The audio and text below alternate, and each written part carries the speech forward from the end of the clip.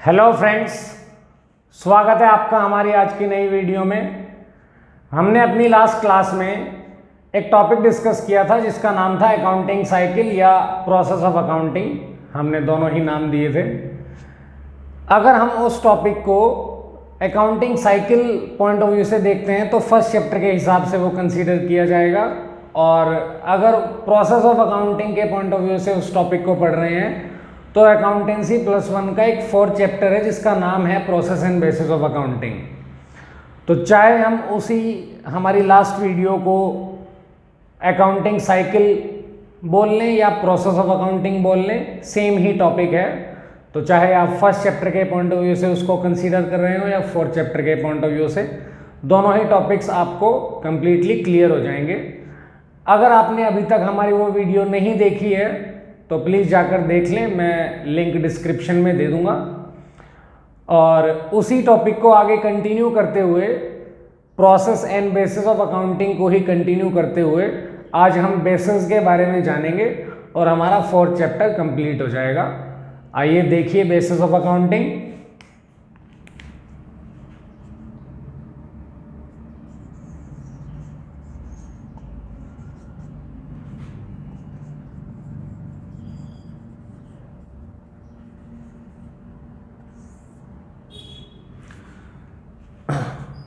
जो भी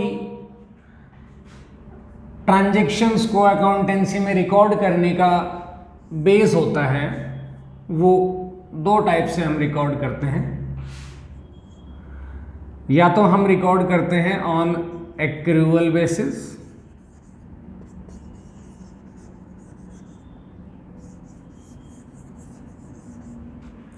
या हम रिकॉर्ड करते हैं ऑन कैश बेसिस।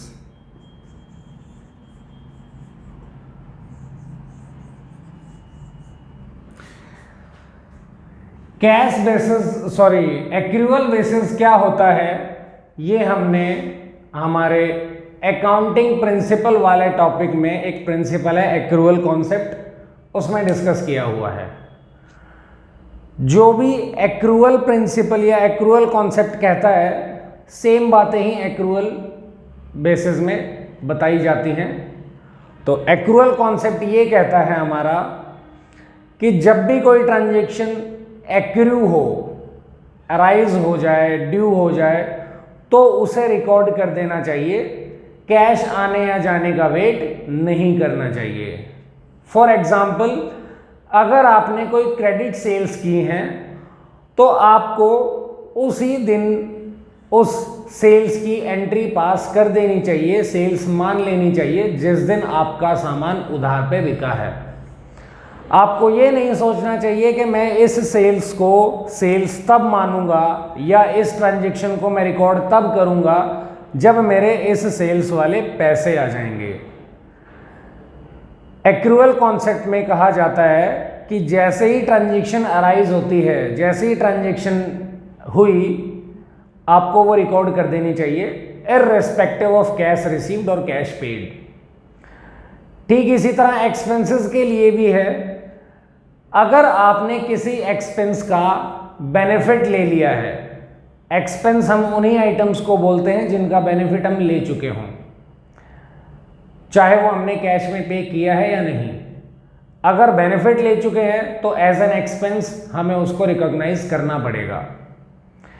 ठीक इसी तरह इनकम्स हम उस आइटम को बोलते हैं जिसके अगेंस्ट हमने कोई काम कर दिया हो, कोई एक्ट परफॉर्म कर दिया हो हमने, तब हम कहेंगे कि हाँ मेरी इनकम जनरेट हो गई है। इसका मतलब ये कि ऐसा ज़रूरी नहीं है कि कोई पैसा आप एडवांस में रिसीव करके बैठ गए हैं तो वो आपकी इनकम ही कहलाएगा क्योंकि पैसा आ चुका है। जब तक आपने उसके लिए काम नहीं किया है वो पैसा आपकी इनकम नहीं कहलाएगा। और अगर आपने कोई काम कर दिया है किसी पर्सन के लिए, सपोज आपका कमीशन बनता है, तो बेशक आपको कमीशन मिला नहीं है, बट जिस एक्टिविटी के लिए आपको कमीशन मिलना था, अगर वो काम पूरा हो गया तो कमीशन नाम की इनकम आपकी जनरेट हो गई है। आप उसे एज एन इनकम अपना रिकॉग्नाइज कर सकते हैं। ये एक्रूअल कॉन्सेप्ट कहता है कि जैसे ही आपके ट्रांजैक्शन एक्रू होती हो उसे आपको रिकॉर्ड कर लेना चाहिए इररिस्पेक्टिव ऑफ कैश रिसीव्ड और कैश पेड। ये नहीं देखना चाहिए कि पैसा जब मैं खर्च करूंगा तो ही रिकॉर्ड करूंगा या पैसा जब मैं रिसीव करूंगा तभी मैं अपनी इनकम को रिकॉर्ड करूंगा। जो एक्रूअल कॉन्सेप्ट कहता है उसका ऑपोजिट है एक तरह से cash basis of accounting. Cash basis of accounting में ट्रांजैक्शंस तभी रिकॉर्ड होती हैं जब पैसा आ गया हो या चला गया हो। मैं रिपीट कर रहा हूं, कैश बेसिस ऑफ अकाउंटिंग में ट्रांजैक्शन तब ही रिकॉर्ड होती हैं जब एक्चुअली में आपने या तो कैश पे कर दिया हो या आपने कैश रिसीव कर लिया हो। यहां पर ड्यू बेसिस पे रिकॉर्डिंग ट्रांजैक्शंस की नहीं होती है। अब डिफरेंस देखते हैं कि एक्रूअल बेसिस क्या चीज़ें कंसीडर करता है या कैश बेसिस क्या नहीं करता है कंसीडर, किन के लिए सुटेबल है कौन सा बेसिस, काफ़ी सारी चीज़ें देखते हैं। तो एक्रूअल बेसिस के अंदर जो भी ट्रांजैक्शंस रिकॉर्ड होती हैं वो एक्रू बेसिस पे होती हैं।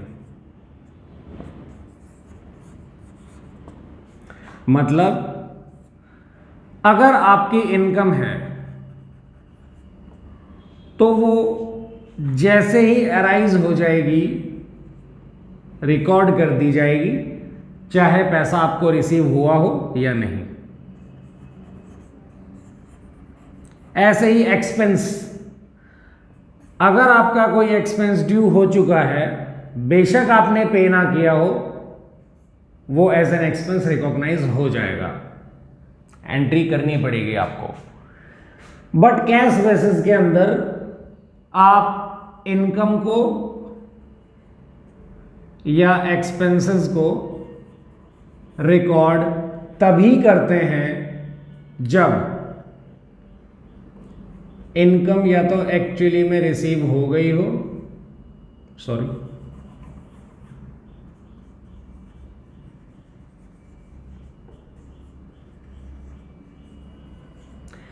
या एक्सपेंस एक्चुअली में पेड हो गए हो, कर दिए हो पे, तो ही आप रिकॉर्ड करते हो कैश बेसिस के अंदर एक्सपेंस या इनकम्स।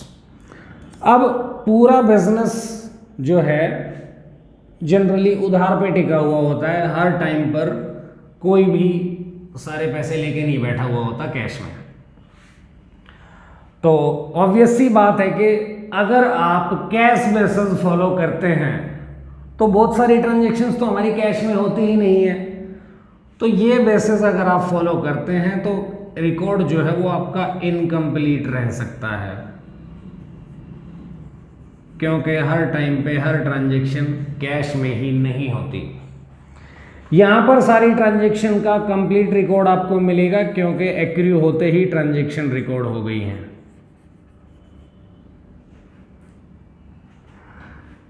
नेक्स्ट है कि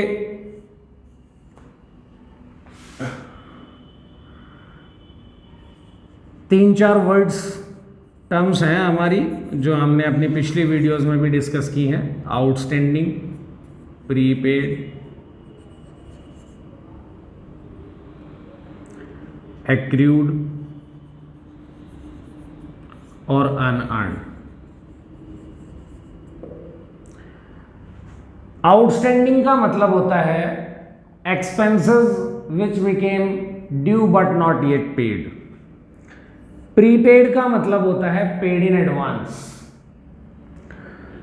एक्रूड का मतलब होता है जो इनकम एक्रू तो हो गई है बट रिसीव नहीं हुई है, अर्न तो कर ली है but not received.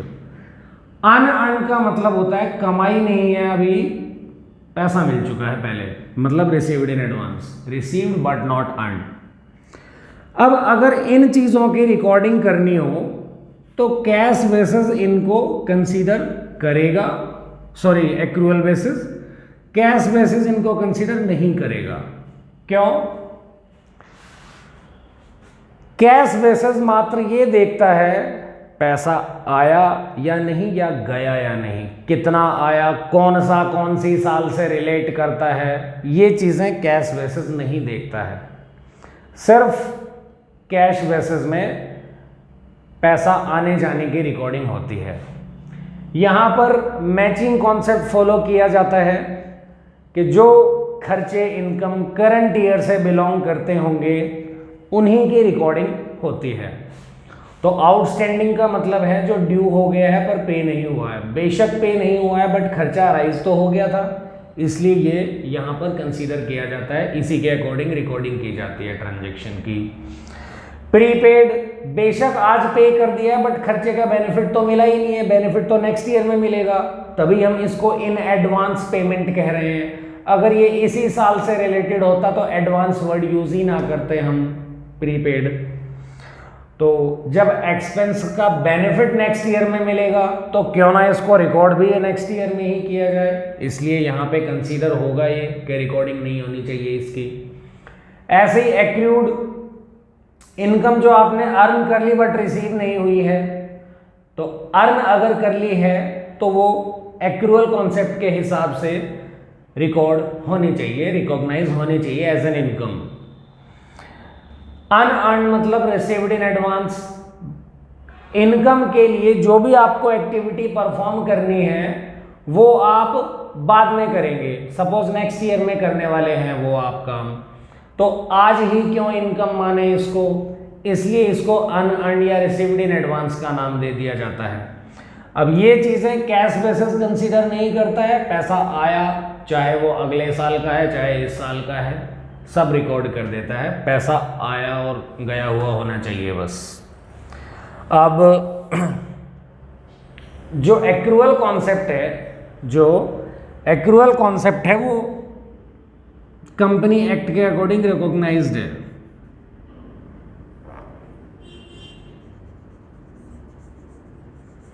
Company act के अंदर रिकॉग्नाइज्ड है, ये नहीं है। क्यों? या सारी मैं बुराई ही बता रहा हूं कि कैश बेसिस में तो इनकम्प्लीट रिकॉर्ड भी होता है, एक्रू बेसिस पे नहीं देखता है कि ट्रांजैक्शन हुई भी है या नहीं, तो फिर इतना ऐसा पढ़ा क्यों रहे हैं, कौन फॉलो करता होगा इसे। एक्रूअल बेसिस जो होता है वो बिजनेस ऑर्गेनाइजेशंस के लिए फॉलो होता है और कैश बेसिस प्रोफेशनल्स फॉलो करते हैं।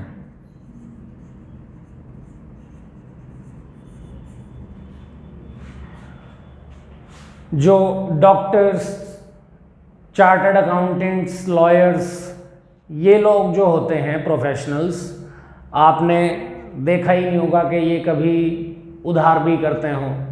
कभी आपने नहीं सुना होगा कि आप डॉक्टर के पास गए, वहाँ पे पैसे नहीं दे के आए, आप इलाज करवा के आ गए कि पैसे पापा देंगे बाद में, ऐसा नहीं होता है।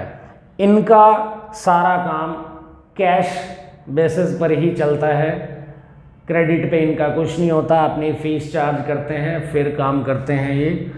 तो प्रोफेशनल्स जो होते हैं वो कैश बेसिस फॉलो करेंगे। कैश बेसिस के अंदर एक अकाउंट बनता है receipts and payment account.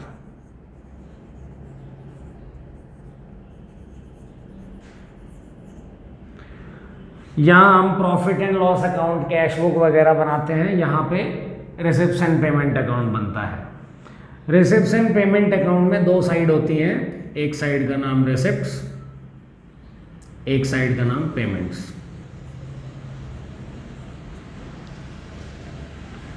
Receipt side सारे रिसिप्ट्स आ जाती हैं, पेमेंट साइड सारी पेमेंट्स।